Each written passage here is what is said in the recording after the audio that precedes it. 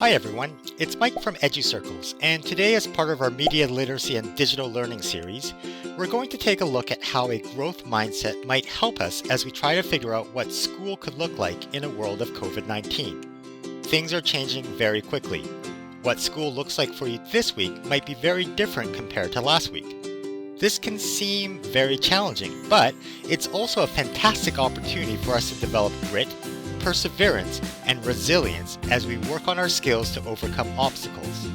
Now, before we start this mini lesson about how to use a growth mindset as a digital literacy strategy, let's turn our minds on and think about social distancing in communication.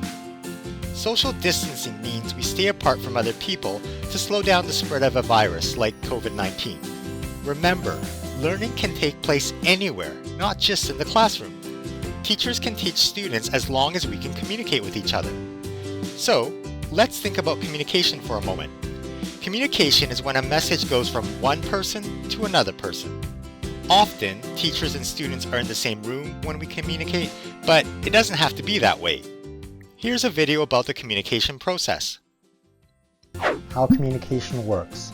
4 basic parts. So, there are 4 basic parts when we communicate. There's a sender, a receiver, a message, and feedback. This is me, and I want to communicate to you. That's you. I thought of something I want you to know. So I have this idea, and I really want you to know this idea. And I have to figure out how to send this message to you. So I'm the sender, and my brain figures out a way to encode the message. And I have a couple of options to get this information to you.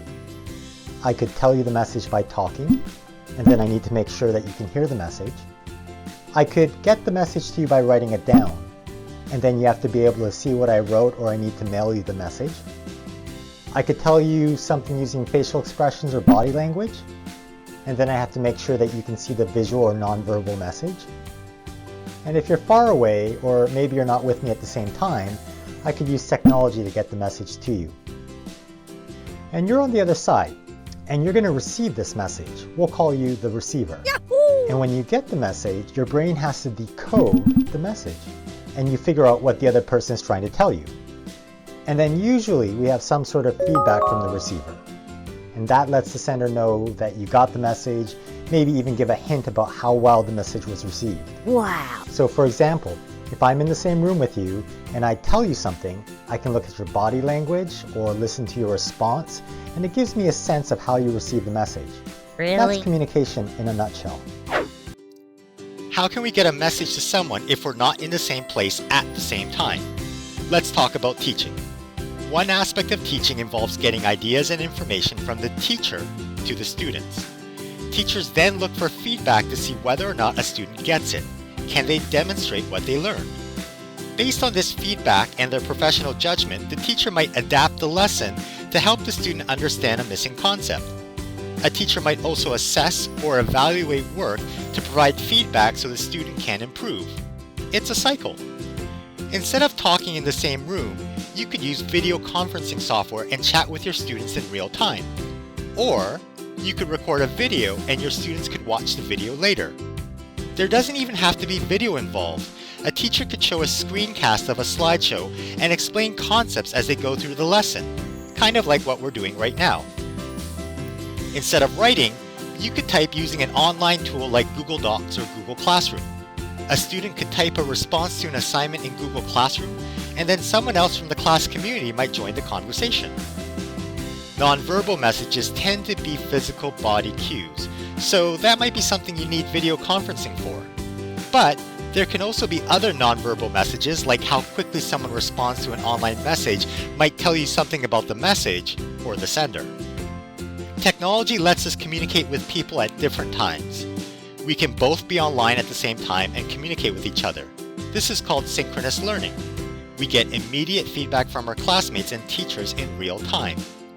Or we might be online at different times. This is called asynchronous learning. Someone asks a question in a forum, and then later on that day someone else responds with an answer. We're still having a conversation, just not immediately in real time. The world is changing, and how we teach and learn may look very different in a world of COVID-19 compared to what we might be used to. If students and teachers can go to school, we can have the traditional model of whole class learning. That's when we're all together face to face. Usually what happens in this situation is the teacher introduces new content at school, and then the student practices the skill or understanding at home through homework questions, projects, and assignments. But there are other ways we can learn. Online learning can take place at school or at home. In some cases, online learning can look like an online course done completely by the student independently at their own pace.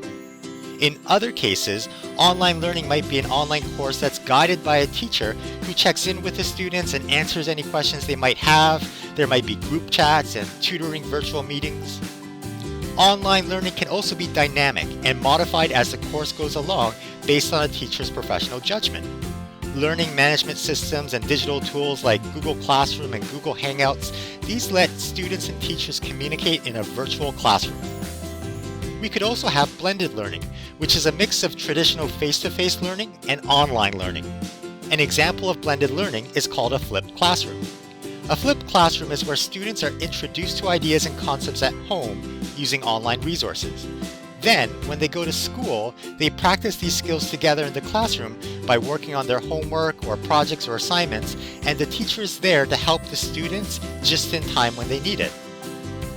No one knows what the future might look like. There are lots of different ways to learn. Right now, around the world, different classes are dealing with social distancing and distance learning in different ways. Distance learning is when teachers teach a curriculum to a student who is not physically at school. We can use digital tools in our separate homes to communicate with each other. This is a new challenge for most of us. So, if we're able to cultivate a growth mindset during these difficult times, we'll be able to work on our perseverance. And perseverance is a transferable skill. It's going to help us in other situations to bounce back up when we get knocked down. Let's talk about growth mindset. The idea about mindset is based on decades of research on achievement and success by Dr. Carol Dweck. Research shows that there are two different kinds of mindset, a fixed mindset and a growth mindset. A fixed mindset is when you believe that success is based on what you were born with. You are who you are, and that's just the way it is. A growth mindset is the idea that success is based on hard work, learning from your mistakes, training and practicing, and just not giving up. There are two important things to know about mindset. The first thing we need to know is that the power of our mindset is more important than our ability. The second important thing to know is that you can choose to change your mindset. As we use more digital tools for learning, there will definitely be obstacles and challenges. Things will go horribly wrong. You might not have access to a computer or device because your parents are using the family computer. Your login might not work. The Wi-Fi might be too slow. Your computer could lose power before you save your work, so now you have to start over and do it all again. And this is when you might start saying to yourself, this is too hard. I'm just not good at computers. I don't get this stuff. Why do I even have to do this? And that's just what the teachers might be thinking about. Okay, some students might be thinking that as well. What you have to remember is that even though there are obstacles and challenges, there will be times when things go fantastically well. You will also have success as we start to do distance learning and online learning. You'll be trying different ways to get something to work, and then all of a sudden you'll figure it out. Something won't work the first time, so you try again, and this time it works, even though you did the exact same thing. You try out a hunch, and it works the first time. Maybe it just needs a little bit of tweaking to get it exactly the way you want. You might learn something new, a new idea or a new trick or shortcut, and it gets you wondering about what if. And this is where the magic happens, because you start wondering and connecting ideas and creating new information that you didn't have before. There will always be obstacles when we use technology. A student doing distance learning for the first time might say something like, I can't find the video that my teacher posted. The link didn't work. I tried. This is too tough. I give up. If you find yourself in a fixed mindset, thinking something like, I'm just not good with computers, try to put yourself into a growth mindset. Okay, if I keep trying different strategies, maybe there's another way to get this to work. If we use strategies, we can get better at using technology and distance learning. The following growth mindset strategies can help in any situation, whether we're talking about online learning, distance learning, or learning when you're physically at school. Life is full of obstacles. So is distance learning. So is learning in the classroom for that matter. A growth mindset is knowing that we can use strategies to overcome these obstacles. It's important to remember that everything doesn't work for everybody all the time. So, try different strategies, see what works for you, but remember that you need a toolkit of strategies because what works now may not always work for you in the future, and you have to be flexible and adapt. You need to be ready for the unknown.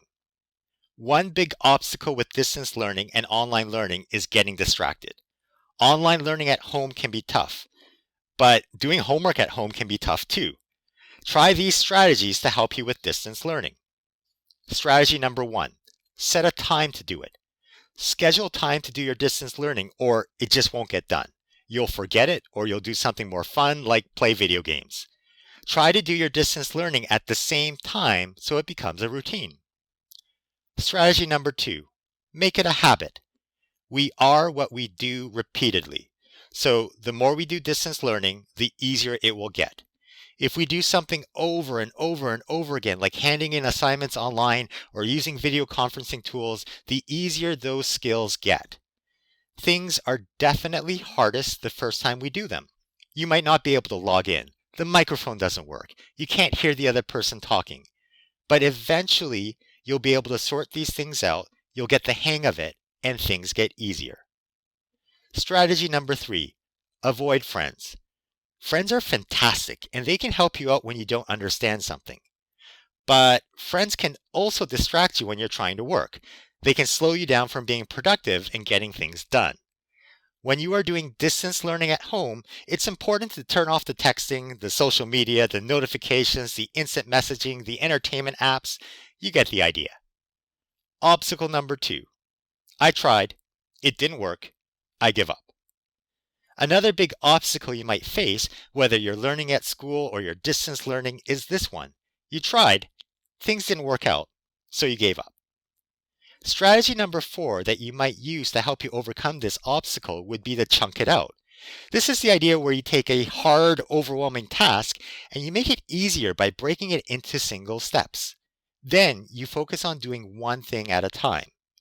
Ask yourself, what do you need to do first? Can you start with an easy task, or is there a fun task that you can start with to try to build momentum? Sometimes things are hard to start, but once you start, it gets easier to keep on going. Strategy number 5, restart or try again. The first time you try something, it may not work the way you wanted it to.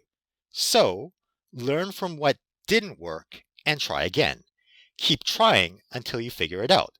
You can restart as often as you want, and we're not literally talking about rebooting your computer, although sometimes that can help. If you're doing an assignment and things aren't working out, why don't you backtrack a little and try that section again? Strategy number 6. When you get stuck, add the word yet to the end of your sentence. So instead of saying, I can't do this, try saying, I can't do this yet. It gets your brain wondering, how could you do it instead of just focusing on how you can't? So, to recap, here are 6 strategies to help you keep a growth mindset as we start to do more distance learning and online learning. And, by the way, if you can master these strategies now, they will definitely help you in the future. Like when you have a job and you have to work at home and telecommute and do things in your home office. Strategy number 1. Set a time to do distance learning or you won't do it. Strategy number 2. Make it a habit and you'll find things get easier and easier. Strategy number 3. Avoid friends and turn off the social media, notifications, and other distractions while you're working. Strategy number 4. Chunk it out. Break a large task into smaller pieces that are easier to do and get your mind wrapped around. Strategy number 5. If you find yourself stuck, you could restart. Learn from your mistakes and try again. Finally, strategy number 6. When you are stuck, try adding the word yet. Instead of saying, I don't get this, try saying, I don't get this yet. and then start wondering what might have to happen in order for you to get it. I know you don't get it right now, but if there was an alternate universe where you do get it, what might have to happen so you could figure it out? If we look at the bigger picture, we need to know that reflecting on digital literacy skills and strategies is just part of the many things we need to be able to do to use information communication technology effectively. And, of course, digital literacy skills are important to have in order to survive and thrive in today's 21st century world. COVID-19 is showing us exactly how interconnected our world is. We live in a global economy. Who knows what kinds of exciting opportunities and challenges are waiting for us in the future? Learning how to use online tools and distance learning may be a new experience for some of us. There are always challenges when we do something new. Distance learning is a wonderful opportunity for us to develop character. That means having the resilience and tenacity to keep on going when things get tough. Character is the ability to bounce back when we get knocked down. Trying to keep a growth mindset means reminding ourselves that if we use specific strategies, these strategies can help us to overcome obstacles. Using a growth mindset is more than just a digital literacy strategy. It's a thinking strategy, which means it's a life strategy. It's something we can use across the 21st century competencies. We can use a growth mindset and hard work to build character during tough moments like right now as the world has to grapple with COVID-19. We can use a growth mindset and find strategies to help the communities we belong to. For example, during the COVID-19 pandemic, one strategy we can try to help our community is social distancing. We can use a growth mindset and not give up as we find new ways to collaborate and discover how to work as a team. We can use a growth mindset and look for ways to communicate even though we're not physically in the same room. We can use a growth mindset to recognize that if we do certain things, we can find ways to connect ideas and create new understandings. And finally, we can use a growth mindset and use specific strategies to think critically instead of just responding emotionally when we hear new ideas or get more information about COVID-19. Don't forget to like this video and subscribe to the channel. Teachers, if you want to download this Google slide, visit us at educircles.org. Good luck keeping a growth mindset as you explore distance learning.